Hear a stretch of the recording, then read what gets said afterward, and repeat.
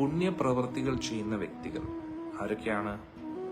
വൈദിക ആചാരാനുഷ്ഠാനങ്ങൾ പാലിക്കുന്നവർ, ദാനധർമ്മങ്ങൾ ചെയ്യുന്നവർ, തപശ്ചര്യകൾ അനുഷ്ഠിക്കുന്നവർ, അങ്ങേക്ക് വേണ്ടി അതീന്ദ്രിയ സേവനങ്ങൾ എന്താണ്? ഭഗവാനെ കുറിച്ച് കേൾക്കുകയും ജപിക്കുകയൊക്കെ ചെയ്യുന്നവർ. അവരെപ്പോഴും ഭഗവാനെ ആരാധിക്കാൻ ആഗ്രഹിക്കുന്നു. അവർ ഭഗവാനെ ദേവന്മാരുടെ ആ ഒരു ആരാധനയിൽ ഭഗവാൻ തൃപ്തിപ്പെടത്തില്ല. കാരണം എന്താ? അവരുടെ ഉള്ളിൽ ഭൗതിക ആഗ്രഹമുണ്ട്. പക്ഷെ ആത്മാർത്ഥമായിട്ട് അങ്ങേ അറിയാൻ വേണ്ടി പരിശ്രമിച്ചുകൊണ്ടിരിക്കുന്ന വ്യക്തികളുടെ സേവനത്തിൽ അങ്ങ് തൃപ്തനാണ്. അതിലൂടെ അവർക്ക് നേട്ടങ്ങൾ ഉണ്ടാവും.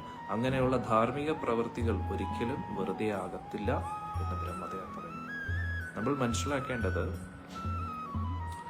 പരിപൂർണമായിട്ട് പരിശുദ്ധ ഭക്തരായില്ലെങ്കിലും പരിശുദ്ധ ഭക്തരാകാൻ വേണ്ടി ആത്മാർത്ഥമായിട്ട് പരിശ്രമിക്കുന്നവർ, അവരുടെ സേവനത്തിലും ഭഗവാൻ തൃപ്തരാകും എന്ന് ഭഗവാൻ പറയുന്നുണ്ട്. അത് നമ്മുടെ ജീവിതത്തിൽ നമുക്ക് മനസ്സിലാക്കാൻ പറ്റും, അല്ലെ?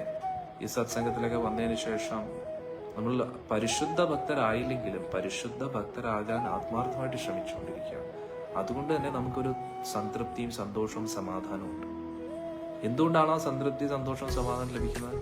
ഭഗവാൻ നമ്മുടെ സേവനത്തിൽ സന്തുഷ്ടനാണ്.